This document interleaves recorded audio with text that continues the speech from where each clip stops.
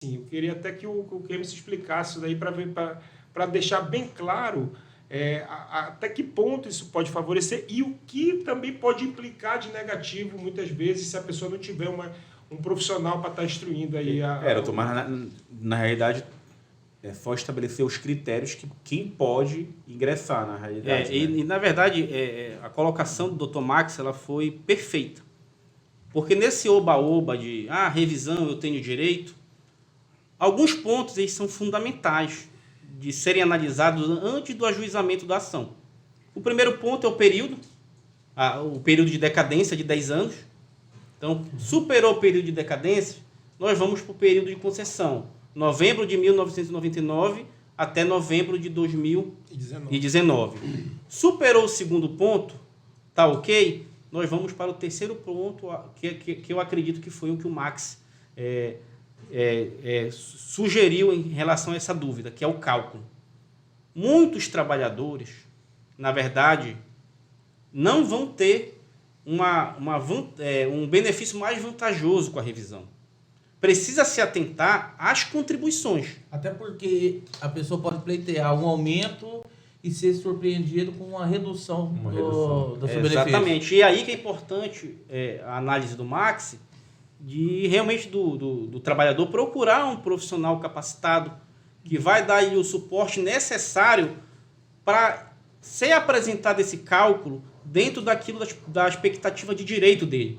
Por exemplo, esses cálculos, doutor, pode falar. Cortando aqui, como a gente estava conversando aqui anteriormente, eu já tive o prazer, ou desprazer, não sei como é que podemos narrar os fatos, né? De analisar algumas pessoas que pleiteavam esse direito.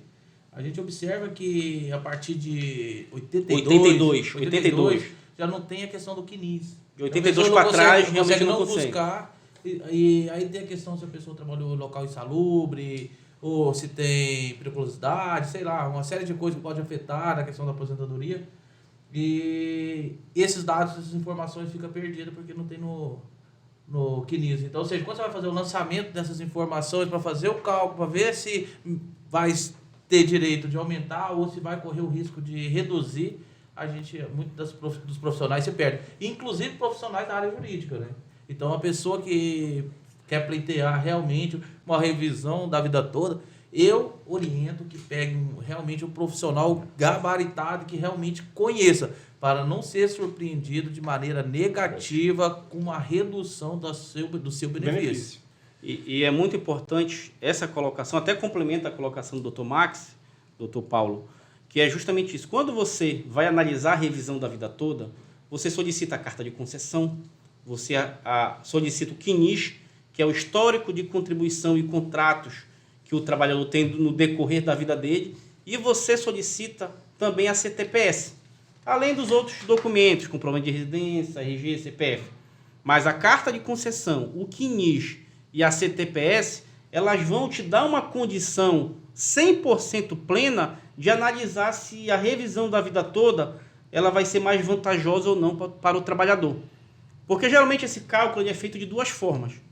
Ou através de um contador especializado em direito previdenciário, cálculo previdenciário, ou então em programas que você consegue localizar aí na internet gratuitamente ou pagando mensalmente. Mas, doutor, eu vou mais uma vez até para orientar as pessoas que possam estar nos ouvindo ou assistindo, que procure uma pessoa gabaritada e que realmente entenda, porque tem muitas pessoas que são aventureiros, compram esses aplicativos, não falando mal dos aplicativos, mas esses aplicativos são alimentados por advogados, às vezes estagiários, ou pessoas que trabalham na área jurídica, e é essa alimentação que vai levar ao cálculo. Então, ou seja, se a pessoa alimenta esses cálculos de maneira errônea, ela vai levar a uma perspectiva divergente da realidade. E isso pode gerar prejuízos irreversíveis.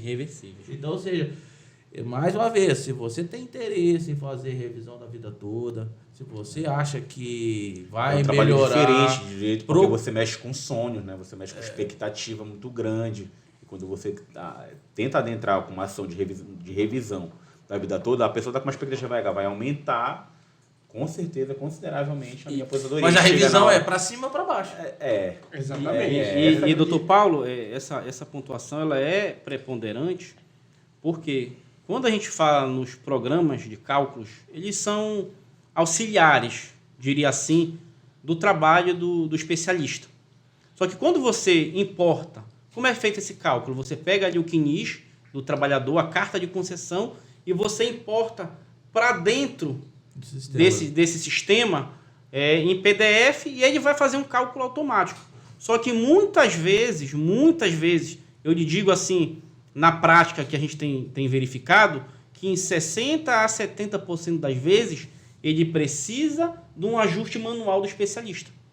Por quê? E quando você importa o CNIS, muitas vezes, se você for olhar lá no programa, a sua renda está zerada. Mas naquele período você trabalhou. O seu CNIS não está ajustado dentro realmente do seu período laboral. Existe uma regra, né, que eu acho que esse sistema faz de cálculo, até do INSS, que eles pegam o maior, o menor ali, fazem uma média, ou exclui os menores. Na verdade, qualquer período que esteja ausente, por exemplo, você trabalhou ali em 1990, você contribuía em cima de um salário de 5 mil, mas por alguma falha no seu CNIS, aquela renda está zerada. O que o sistema vai fazer? Ele vai jogar sua contribuição em cima de um salário mínimo. Isso. Então, a sua revisão ela vai descer consideravelmente. O direito que você teria, ele não vai ser exercido da forma correta. O especialista vai ter que abrir cada vínculo dentro do sistema e vai analisar, olha, isso aqui está faltando. Aí vai na CTPS ali e dá faz a verificação devida para ajustar dentro do sistema. Esse é o primeiro ponto. O segundo ponto, que muitas aposentadorias foram concedidas via judicial. Houve uma sentença em que o juiz entendeu que o SAMI trabalhava com insalubridade, trabalhava com ruído excessivo. Então ele fez aquela conversão ali, o SAMI trabalhou 10 anos com insalubridade. E no final, na decisão, aqueles 10 anos viraram 14 anos. Ou seja, o juiz aplicou 40%, 1,4% de insalubridade. A periculosidade não influencia, né? Periculosidade também influencia. A insalubridade e a periculosidade influenciam na contagem do prazo. Na contagem do prazo. Então, isso aí é outra coisa que também o programa automaticamente não faz essa contagem. Sim. Você precisa desse auxílio do especialista justamente para fazer o lançamento na hora que for necessitar fazer o lançamento manual, ele está apto ali para lhe dar o melhor suporte. Fazer análise para que a revisão da vida toda ela não venha causar um dano para o seu benefício. E ainda tem uma coisa, a gente falou sobre a questão da revisão, de pode ser para mais ou para menos, mas também existe uma outra possibilidade. Existe a possibilidade dessa revisão, quando não feita por um profissional qualificado, a pessoa até perder o seu benefício? Sim, sim. Quando qualquer pedido de revisão, doutor Max, que você faz, vai ser reavaliado todo o processo concessório. Quando você entra com um pedido de revisão, o processo concessório do seu benefício ele vai ser reaberto. Então e possíveis falhas nessa concessão podem serem detectadas. E em vez de você obter a revisão, você acaba que perde o seu benefício. Não, a revisão você vai ter, né? Uma revisão negativa, né? Para menos. Então, Né? Existe